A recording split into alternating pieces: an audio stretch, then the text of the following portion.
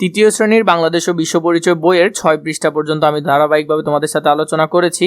এখন তোমাদের সাথে আলোচনা করব 7 পৃষ্ঠা থেকে এবং 3 নাম্বার যে পার্ট আছে আমরা সেটা আলোচনা করব পরিবেশ সংরক্ষণের গুরুত্ব। এখানে দেখো প্রথমে আমাদেরকে একটা ছবি দেওয়া আছে। এই ছবিটা আমরা দেখছি এখানে ডাস্টবিনের ছবি দেওয়া আছে, রোডের পাশে হাঁটা যাচ্ছে না, সেটা নিয়ে আমরা এই বক্সে লিখব। এরপর দেখছি নদীতে বিভিন্ন রকম আবর্জনা ফেলার কারণে নদীর অবস্থা খুবই খারাপ হয়ে গেছে, সেটা নিয়ে আমরা এখানে লিখব। এরপর দেখছি এখানের মধ্যে জলাবদ্ধতা, বন্যা হয়ে গেছে, বন্যা হয়ে যাওয়ার কারণে আমরা এই বিষয়টা এখানে লিখব। তাহলে আমরা যদি দেখি প্রথম ছবিতে এখানে রাস্তায় অনেক ময়লা আবর্জনা ফেলা হয়েছে, দুর্গন্ধের কারণে মানুষ নাক চেপে হাঁটছে, পরিবেশ দূষিত হয়েছে। তাহলে এটা একটু মনে রাখবে প্রথম ছবি অনুসারে। দ্বিতীয় ছবিটা তো আমরা দেখেছি যে নদীতে অনেক বেশি ময়লা ফেলা হয়েছে। দ্বিতীয় ছবিতে এখানে নদীতে ময়লা আবর্জনা ফেলা হয়েছে, নদীর পানি দূষিত হয়ে গেছে, এতে জলজ প্রাণীর ক্ষতি হয়েছে। পানি অনেক বেশি ময়লা হয়ে যাওয়ার কারণে জলজ প্রাণী সেখানে বেঁচে থাকতে পারছে না। তৃতীয় নাম্বারটা যদি দেখি, এখানে শহরে জলাবদ্ধতা দেখা যাচ্ছে, রাস্তায় পানি জমে গেছে, মানুষ চলাচলে কষ্ট পাচ্ছে। তো এই ছবিতে আমরা সেটাই দেখলাম যে এখানে অনেক বেশি পানি হয়ে গেছে। উপরের ছবিগুলো পর্যবেক্ষণ করি। এই যে ছবিগুলো আমরা পর্যবেক্ষণ করলাম সেগুলা দেখে কোন ছবিতে কি ঘটছে তা পাশের ঘরে লিখে আমরা তা পাশের ঘরে লিখলাম, আমাদের কাজ ছিল এটা। এরপর আমাদেরকে বলছে পরিবেশের বৈচিত্র্য রক্ষায় আমরা কাজ করব।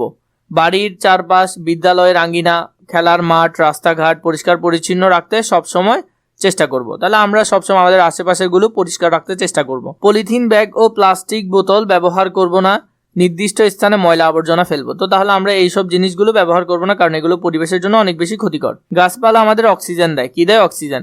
কার্বন ডাই অক্সাইড শোষণ করে এবং পরিবেশকে সুন্দর রাখে। আমাদের চারপাশে, বিদ্যালয়ের আঙ্গিনায়, রাস্তার ধারে গাছ লাগিয়ে আমরা প্রাকৃতিক ও সামাজিক পরিবেশ সংরক্ষণ করতে পারি। নদ নদী, খালবিল ও জলাশয়ের ময়লা আবর্জনা ফেলে ভরাট করা হলে জলজ প্রাণীর আবাসস্থল বিনষ্ট হয়, পরিবেশ দূষিত হয় এবং জীববৈচিত্র্য হুমকির মুখে পড়ে। গাছপালা ও পাহাড় ইচ্ছেমতো কাটা যাবে না। পরিবেশের বৈচিত্র্য সংরক্ষণ করা আমাদের সবার দায়িত্ব। 2 নাম্বার যেটা আছে, পরিবেশের বৈশিষ্ট্য নষ্ট হওয়ার কারণগুলো নিচের চিত্রে লিখি। তো এখানের মধ্যে আমরা লিখব পরিবেশের বৈচিত্র্য নষ্ট হওয়ার যে কারণগুলো আছে, এটাতে একটা, এটাতে একটা, এটাতে একটা, এটাতে একটা আমরা লিখব। যেখানে সেখানে পলিথিন ব্যাগ ফেলা, এটাও পরিবেশকে কি করে? নষ্ট করে। আর বাকিগুলো যদি আমরা দেখি, বাকিগুলোর আনসার যদি দেখি, তাহলে এখানের মধ্যে দেখো বাকিগুলোর মধ্যে একটাতে লিখবা নির্বিচারে গাছ কাটা যাবে না, নদী খাল পুকুরের ময়লা ফেলা, যত প্লাস্টিক ব্যাগ ফেলা, কলকারখানা ও যানবাহনের ধোঁয়া, যেখানে সেখানে পলি ব্যাগ ফেলা। তো এখান থেকে তোমরা এই 4টা নিয়ে সুন্দর করে এখানের মধ্যে যে 4টা বক্স ছিল সেখানের মধ্যে 1 2 3 4 এই 4টাই লিখবে। একটা তো আগে থেকেই লেখা আছে। ঘ নম্বর আমাদেরকে যেটি বলেছে, পরিবেশের বৈচিত্র্য সংরক্ষণে আমার করণীয়গুলো নিচের ছকে লিখি। ক্রমিক নং দেওয়া আছে, পরিবেশের বৈচিত্র্য সংরক্ষণে আমার করণীয় 1টা 2টা 3টা 4টা আমরা কি করতে পারি আসলে পরিবেশের জন্য, সেটা আমরা এই বক্সে লিখব। দেখো এখানের মধ্যে কি কি বলেছে, বেশি গাছ লাগানো ও গাছের যত্ন নেওয়া। 2 নম্বরে যেখানে সেখানে ময়লা না ফেলা।